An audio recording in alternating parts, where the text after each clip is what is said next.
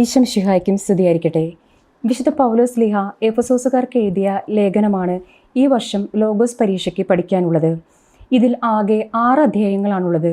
വിശുദ്ധ പൗലോസ് ശ്ലീഹ AD 58-നും 60-നും ഇടയ്ക്ക് റോമിൽ വെച്ചാണ് എഫെസോസുകാർക്കുള്ള ലേഖനം എഴുതിയത് എന്ന് കരുതപ്പെടുന്നു. ശ്ലീഹ തൻ്റെ 2ാമത്തെയും 3ാമത്തെയും പ്രേക്ഷിത യാത്രകളിൽ 3 വർഷക്കാലം എഫെസോസ് കേന്ദ്രമാക്കി പ്രവർത്തിച്ചിട്ടുണ്ട്.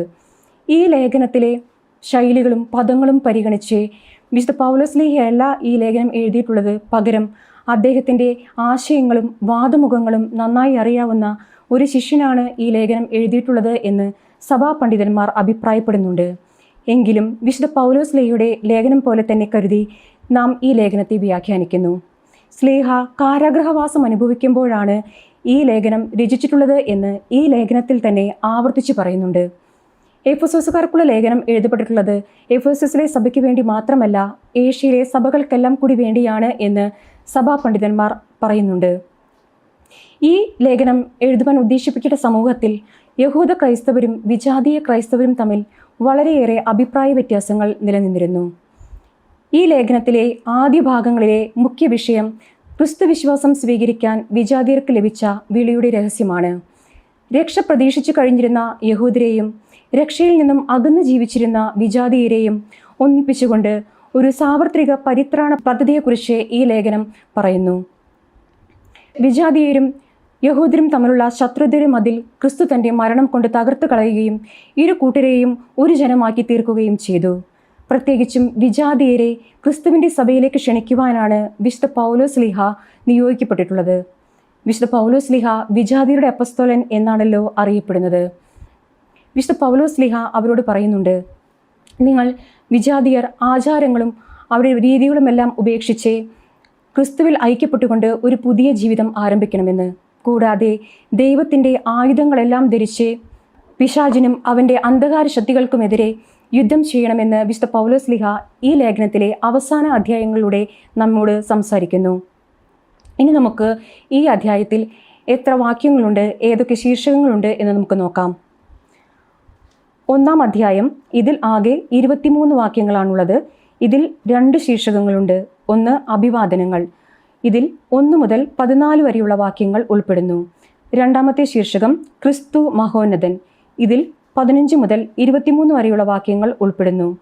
2-ാം അധ്യായം, ഇതിൽ ആകെ 22 വാക്യങ്ങളാണുള്ളത്. ഇതിൽ 2 ശീർഷകങ്ങളുണ്ട്. ഒന്ന് രക്ഷ ദൈവിക ദാനം. ഈ ശീർഷകത്തിന് കീഴിൽ 1 മുതൽ 10 വരെയുള്ള വാക്യങ്ങൾ ഉൾപ്പെടുന്നു. 2ാമത്തെ ശീർഷകം എല്ലാവരും ക്രിസ്തുവിലൊന്ന്. ഇതിൽ 11 മുതൽ 22 വരെയുള്ള വാക്യങ്ങളും ഉൾപ്പെടുന്നു. 3-ാം അധ്യായം, ഇതിൽ ആകെ 21 വാക്യങ്ങളാണുള്ളത്. ഇതിൽ 2 ശീർഷകങ്ങളുണ്ട്. 1-ാമത്തെ ശീർഷകം വിജാതീയരുടെ അപ്പസ്തോലൻ. ഇതിൽ 1 മുതൽ 13 വരെയുള്ള വാക്യങ്ങൾ ഉൾപ്പെടുന്നു. 2ാമത്തെ ശീർഷകം ക്രിസ്തുവിൻ്റെ സ്നേഹം. ഇതിൽ 14 മുതൽ 21 വരെയുള്ള വാക്യങ്ങളും ഉൾപ്പെടുന്നു. 4-ാം അധ്യായം, ഇതിലാകെ 32 വാക്യങ്ങളുണ്ട്, 4 ശീർഷകങ്ങളും. ഇതിൽ ആദ്യത്തെ ശീർഷകം ഐക്യത്തിന് ആഹ്വാനം. ഇതിൽ 1 മുതൽ 6 വരെയുള്ള വാക്യങ്ങൾ ഉൾപ്പെടുന്നു.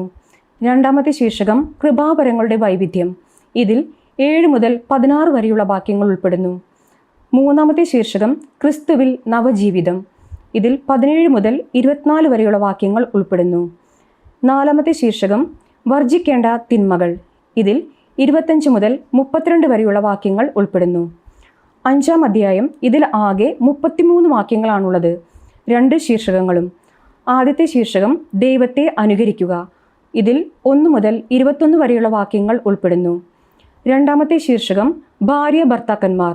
ഇതിൽ 22 മുതൽ 33 വരെയുള്ള വാക്യങ്ങൾ ഉൾപ്പെടുന്നു. 6-ാം അധ്യായം, ഇതിലാകെ 24 വാക്യങ്ങളാണുള്ളത്. 1 മക്കളും മാതാപിതാക്കന്മാരും. ഇതിൽ 1 മുതൽ 4 വരെയുള്ള വാക്യങ്ങൾ ഉൾപ്പെടുന്നു. 2ാമത്തെ ശീർഷകം ഭൃത്യന്മാരും യജമാനന്മാരും. ഇതിൽ 5 മുതൽ 9 വരെയുള്ള വാക്യങ്ങൾ ഉൾപ്പെടുന്നു. 3ാമത്തെ ശീർഷകം ആത്മീയ സമരം. ഇതിൽ 10 മുതൽ 17 വരെയുള്ള വാക്യങ്ങൾ ഉൾപ്പെടുന്നു. 4ാമത്തെ ശീർഷകം നിരന്തരം പ്രാർത്ഥിക്കുവിൻ. ഇതിൽ 18 മുതൽ 20 വരെയുള്ള വാക്യങ്ങൾ ഉൾപ്പെടുന്നു. 5ാമത്തെ ശീർഷകം ഉപസംഹാരം ആശംസ. ഇതിൽ 21 മുതൽ 24 വരെയുള്ള വാക്യങ്ങൾ ഉൾപ്പെടുന്നു. ഇനി നമുക്ക് ഈ അധ്യായത്തിലെ ആദ്യത്തെ ശീർഷകത്തിലേക്ക് കടക്കാം, അഭിവാദനങ്ങൾ. വിഗ്രഹാരാധനകളും രഹസ്യമതങ്ങളും നിലനിന്നിരുന്ന ഒരു സ്ഥലമായിരുന്നു എഫേസോസ്. ഇങ്ങനെയുള്ള ഒരു പശ്ചാത്തലത്തിൽ ഏകസത്യ ദൈവത്തിൻ്റെയും അവിടുത്തെ മിശിഹായുടെയും അധികാരത്തെക്കുറിച്ച് ഈ ലേഖനം എടുത്തു പറയുന്നുണ്ട്. ഈ അധ്യായത്തിൽ ആകെ 23 വാക്യങ്ങളും 2 ശീർഷകങ്ങളുമാണുള്ളത്. ഇവിടെ വിശുദ്ധ പൗലോസ്ലീഹ തന്നെക്കുറിച്ച് തന്നെ പറയുന്നത് ദൈവ തിരുമനസ്സിനാൽ യേശുക്രിസ്തുവിൻ്റെ അപ്പസ്തോലനായ പൗലോസ് എന്നാണ്. ഇങ്ങനെ ദൈവ തിരുമനസ്സിനാൽ യേശുക്രിസ്തുവിൻ്റെ അപ്പസ്തോലനായ പൗലോസ് യേശുക്രിസ്തുവിൽ വിശ്വസിക്കുന്നവരായി എഫേസോസിലുള്ള വിശുദ്ധർക്ക് എഴുതുന്നത് എന്ന് പറഞ്ഞുകൊണ്ടാണ് 1-ാം അധ്യായം 1-ാം വാക്യം ആരംഭിക്കുന്നത്. നമ്മുടെ പിതാവായ ദൈവത്തിൽ നിന്നും നമ്മുടെ കർത്താവായ യേശുക്രിസ്തുവിൽ നിന്നും നിങ്ങൾക്ക് കൃപയും സമാധാനം ഉണ്ടാകട്ടെ എന്ന് എഫേസോസുകാരെ ആശംസിച്ചുകൊണ്ടാണ് വിശുദ്ധ പൗലോസ്ലീഹ അവരോട് സംസാരിക്കുന്നത്.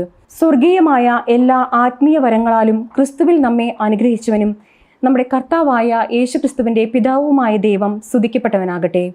പിതാവായ ദൈവം സ്വർഗീയമായ എല്ലാ ആത്മീയ വരങ്ങളാലും ക്രിസ്തുവിൽ നമ്മെ അനുഗ്രഹിക്കുന്നുവെന്ന് വിശുദ്ധ പൗലോസ്ലീഹ എഫേസോസുകാരോട് പറയുന്നു. തൻ്റെ മുൻപാകെ സ്നേഹത്തിൽ പരിശുദ്ധരും നിഷ്കളങ്കരുമായിരിക്കാൻ ലോകസ്ഥാപനത്തിന് മുമ്പ് തന്നെ അവർ നമ്മെ തിരഞ്ഞെടുത്ത് നിയോഗിച്ചു.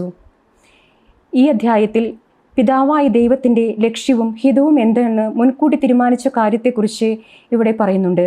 യേശു ക്രിസ്തു വഴി അവിടുത്തെ പുത്രരായി നാം ദത്തെടുക്കപ്പെടണം എന്നുള്ളതാണ് പിതാവായ ദൈവത്തിൻ്റെ ഹിതവും ലക്ഷ്യവും. അത് തൻ്റെ പ്രിയപ്പെട്ടവനിലൂടെ നമ്മിലേക്ക് ചൊരിഞ്ഞ കൃപയുടെ മഹത്വത്തിനും പുകഴ്ചയ്ക്കും വേണ്ടിയാണ്.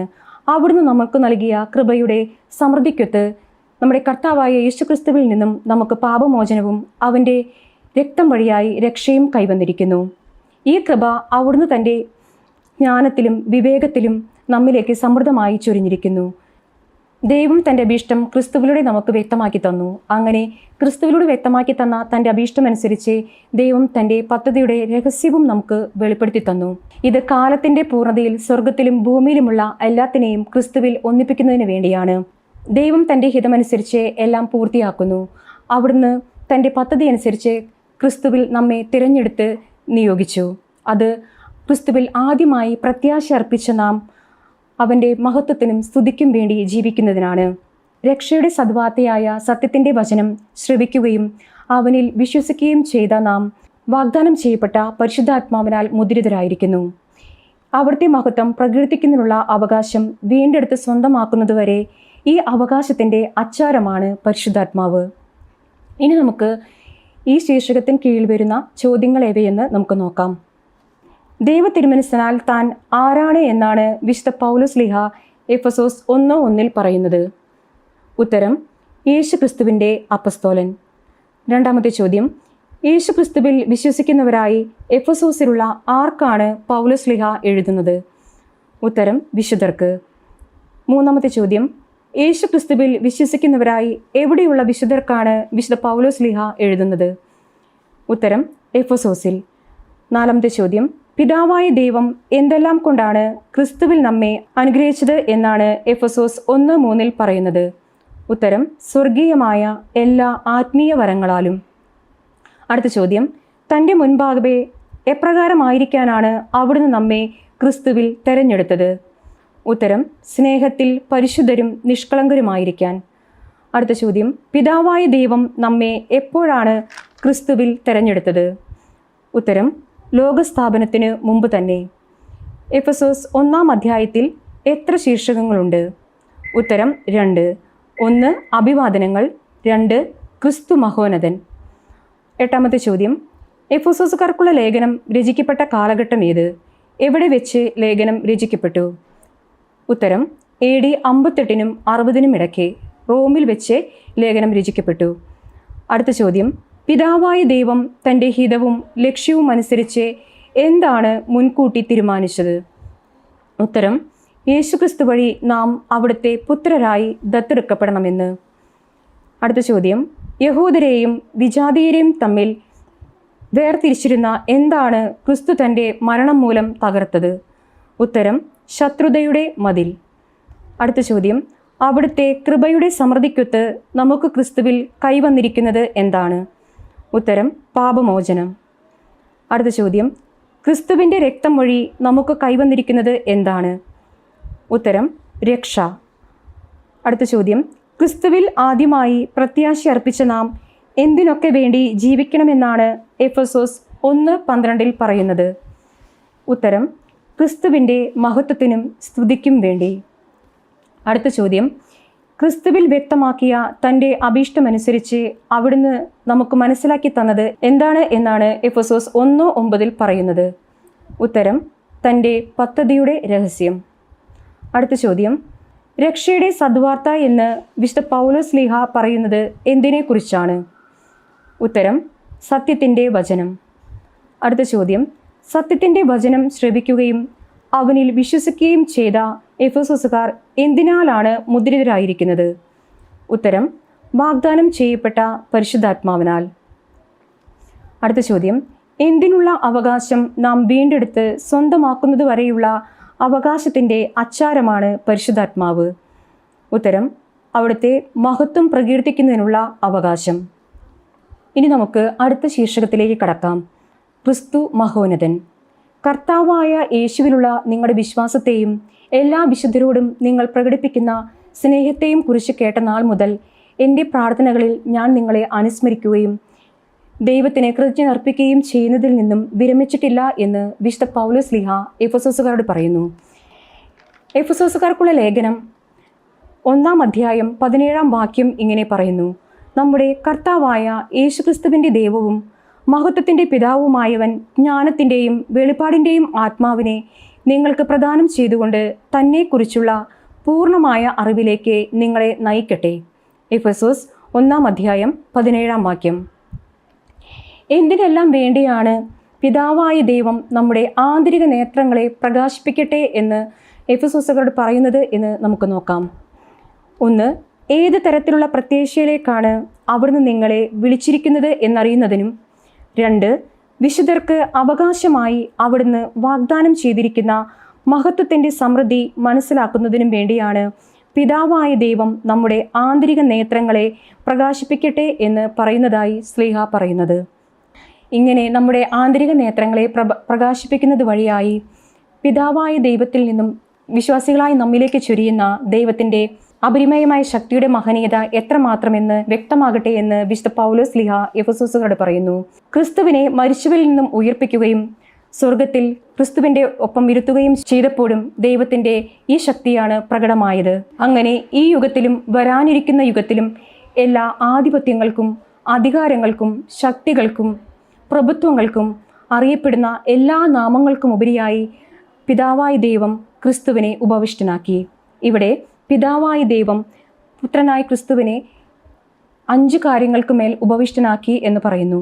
എഫെസോസ് 1:22 മുതൽ 23 വരെയുള്ള വാക്യങ്ങൾ എങ്ങനെ പറയുന്നു: അവിടുന്ന് എല്ലാ വസ്തുക്കളെയും അവൻ്റെ പാദങ്ങൾക്ക് കീഴിലാക്കുകയും എല്ലാത്തിനും മുകളിൽ അവനെ സഭയ്ക്ക് തലവനായി നിയമിക്കുകയും ചെയ്തു. സഭ അവൻ്റെ ശരീരമാണ്, എല്ലാ വസ്തുക്കളിലും സകലവും പൂർത്തിയാക്കുന്ന അവൻ്റെ പൂർണ്ണതയുമാണ്. ഇനി നമുക്ക് ഈ ശീർഷകത്തിന് കീഴിൽ വരുന്ന ചോദ്യങ്ങൾ ഏവയെന്ന് നോക്കാം. ഒന്നാമത്തെ ചോദ്യം: എഫെസോസ് 1 എത്ര വാക്യങ്ങളുണ്ട്? ഉത്തരം: 23.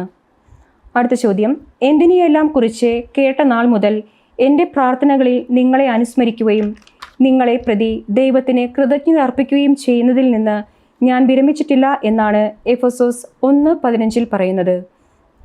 ഉത്തരം: കർത്താവായ യേശുവിലുള്ള നിങ്ങളുടെ വിശ്വാസത്തെയും അടുത്തത് എല്ലാ വിശുദ്ധരോടും നിങ്ങൾ പ്രകടിപ്പിക്കുന്ന സ്നേഹത്തെയും കുറിച്ച് കേട്ട നാൾ മുതൽ.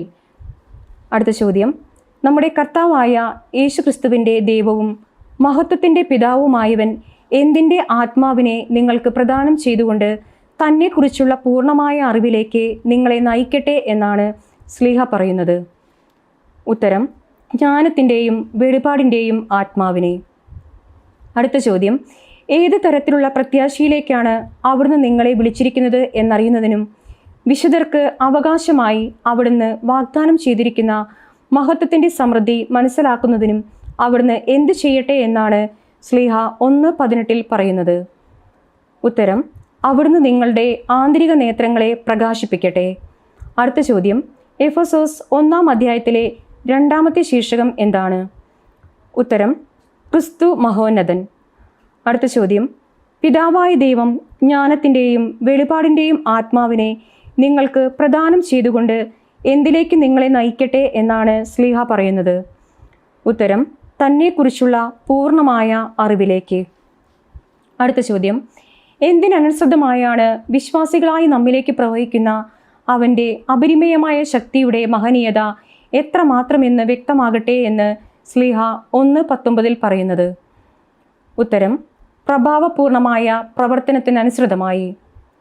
അടുത്ത ചോദ്യം, ആന്തരിക നേത്രങ്ങൾ പ്രകാശിപ്പിക്കുന്നത് വഴി വിശ്വാസികളായി നമ്മിലേക്ക് പ്രവഹിക്കുന്നത് എന്താണ് എന്നാണ് 1-ാം അധ്യായം 18-19 പറയുന്നത്? ഉത്തരം, ദൈവത്തിൻ്റെ അപരിമേയമായ ശക്തി.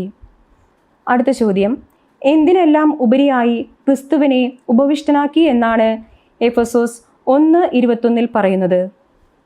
ഉത്തരം, എല്ലാ ആധിപത്യങ്ങൾക്കും അധികാരങ്ങൾക്കും ശക്തികൾക്കും പ്രഭുത്വങ്ങൾക്കും അറിയപ്പെടുന്ന എല്ലാ നാമങ്ങൾക്കും ഉപരിയായി.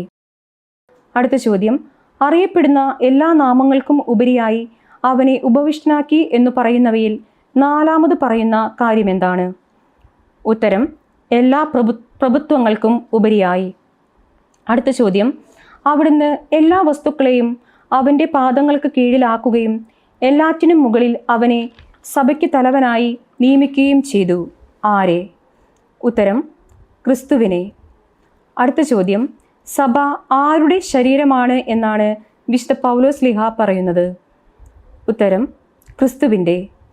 അടുത്ത ചോദ്യം, നമ്മുടെ ആന്തരിക നേത്രങ്ങളെ അവിടുന്ന് പ്രകാശിപ്പിക്കട്ടെ എന്ന് പറയുന്നത് എത്ര കാര്യങ്ങൾക്ക് വേണ്ടിയാണ്? ഉത്തരം, 2 കാര്യങ്ങൾക്ക് വേണ്ടി.